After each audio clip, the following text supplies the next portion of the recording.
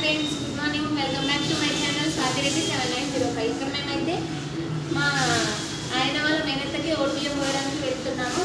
శారీ కట్టుకొని ఇలా రెడీ అయ్యాను, చూసేయండి. చాలా వరస్ట్ వస్తుందో నాకు తెలుసు. ఓడిబియ్యం మన ఇంటి ఆడపడుచుకి ప్రతి 5 ఏళ్ళకు ఒకసారి పోసే బియ్యం, ఒడిని నింపే బియ్యం ఓడిబియ్యం. 5 ఏళ్ళకు కుదరకపోతే 6 ఏళ్ళకి కూడా పోయొచ్చు, 7 ఏళ్ళలో మాత్రం పోయొద్దు. ఓడిబియ్యము మనం మ్యారేజెస్లో ఇంకా ఇంటి గృహప్రవేశాలప్పుడు కూడా పోయొచ్చు. ఓడిబియ్యం పోయడానికి ఇంత మనీ అని ఏం లేదు, ఎవరి స్తోమతను బట్టి వాళ్ళు మనీ ఇచ్చి ఓడిబియ్యం పోస్తారు. ఓడిబియ్యం మాత్రం పోయడం మాత్రం కంపల్సరీ, 5 ఏళ్ళకి ఒకసారి పోయాలి.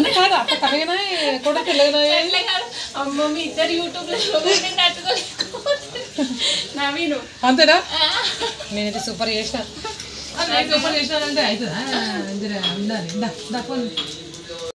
ఇక్కడ బియ్యం కోసం అయితే తీసి పెట్టారు. మా అత్తమ్మని వాళ్ళ కాలనీలో వ్రతం ఉందని పిలిచారంట, సో దానికోసం సర్దుకుంటుంది. బియ్యంతో పాటు సారే కూడా పెట్టాలి.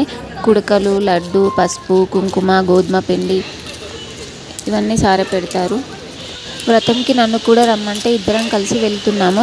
వెళ్ళి అక్కడ కలిసేసి వద్దామన్నారు. ఇక్కడ వీళ్ళందరూ మా అత్తమ్మ వాళ్ళ కాలనీ ఫ్రెండ్స్. మీ కోడల్ని పరిచయం చేయవా, మేము పరిచయం చేసుకోవాలా అంటున్నారు. ఒక 10 నిమిషాలు ఉండి కొబ్బరికాయ ఇచ్చి వద్దాం అనుకున్నాం, కానీ వ్రతం మధ్యలో రాకూడదు కదా, సో ఇంకో ½ అన్ అవర్ అలా పట్టింది. ఇక్కడ చూడండి, తాబేలు మనుషుల కంటే చాలా శ్రద్ధగా కథ వింటుంది.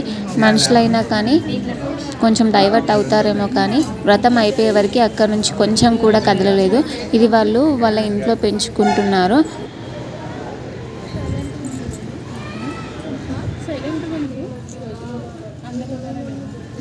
జనాలు ఒకేసారి కనిపించినారు. ప్లస్ ఆ శబ్దాలు పైన స్లేమ్ ఉంటుంది.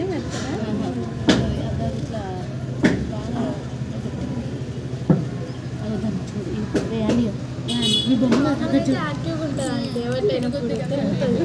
అందరూ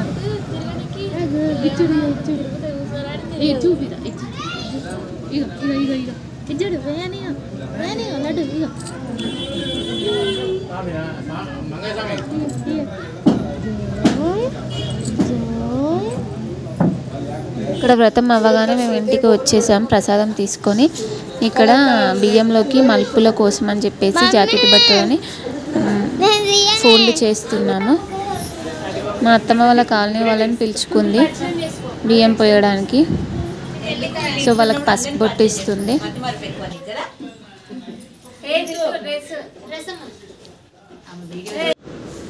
బియ్యం కలుపుతున్నాము, ఓడి బియ్యం కానీ. ఇక్కడ కలిపిన తర్వాత ఒక 5గురు దీంట్లో చేతి మాత్రం పెట్టాలి.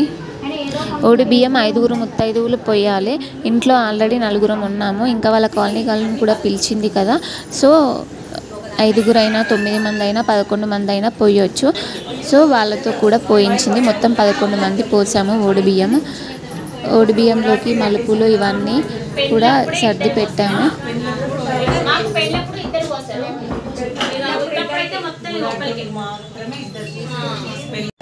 ఓడి బియ్యం పోసి క్లిప్ మాత్రం ఈ వీడియోలో నేను యాడ్ చేయలేదండి, అది సపరేట్ వీడియో ఉంది, పార్ట్ 2 వస్తుంది.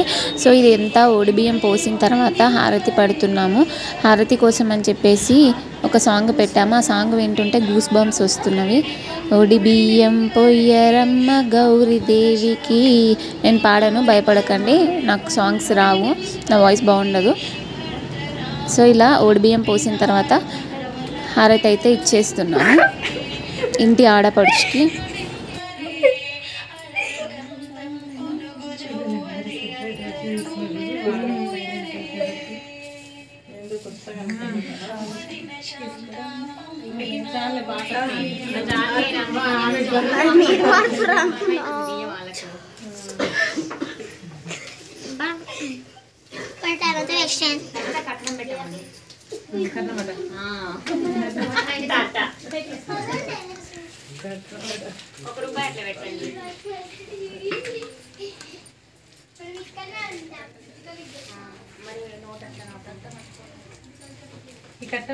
హారతి ఇచ్చాం కదా, సో హారతిలో ఎంతో కొంత డబ్బులు అయితే పెట్టాలి.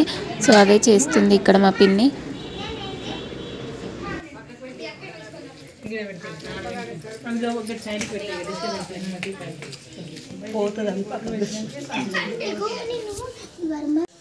ఇక్కడ అయితే దేవుని దగ్గరికి తీసుకొచ్చి ఒక 5 పిడికిళ్ళ బియ్యం అయితే తీయాలి. 5 పిడికిళ్ళు నిండుగా తీయాలి. మనం బియ్యం పోసి పంపిస్తున్నాం కదా, సో పోసిన వాళ్ళు పోసుకున్న వాళ్ళు చాలా సంతోషంగా ఉండాలి, ఎప్పటికీ ఇలా కలిసిమెలిసి ఉండాలి అని చెప్పేసి ఈ 5 పిడికిళ్ళ బియ్యాన్ని అయితే తీయిస్తారు. ఈ 5 పిడికిళ్ళ బియ్యాన్ని మళ్ళీ మనం ఒక మంచి రోజు చూసుకొని వండి దేవుడికి పెట్టాలి. ఇక్కడ బియ్యం తీయించాక మళ్ళీ ఇంటి ముందుకి వచ్చి గడపకి బొట్లు పెట్టిస్తున్నారు ఆడపడుచుతో. ఇక్కడ పోసిన బియ్యాన్ని అలాగే ఒడిలో పెట్టుకొని వెళ్ళడం కష్టం కదా, సో ఆ పోసిన బియ్యంలో నుంచి కొన్ని బియ్యం తీసి కొంగులో ముడిపేస్తున్నారు. ఒడి బియ్యం నిద్ర చేయకూడదు కదా, సో మనం పోసిన రోజే ఇంటికి చేరాలి. మా పిన్ని కథ చెప్పించుకుంటా అని అనుకున్నది, సో ఒడి బియ్యం పోసుకొని ఇంటికి వెళ్ళి అక్కడ కథ కోసం అన్నీ సర్దుతున్నాము. ఒడి బియ్యం పోసుకున్న రోజే కథ. నెక్స్ట్ బ్లాగ్ కంటిన్యూ అవుతుంది, చూసేయండి.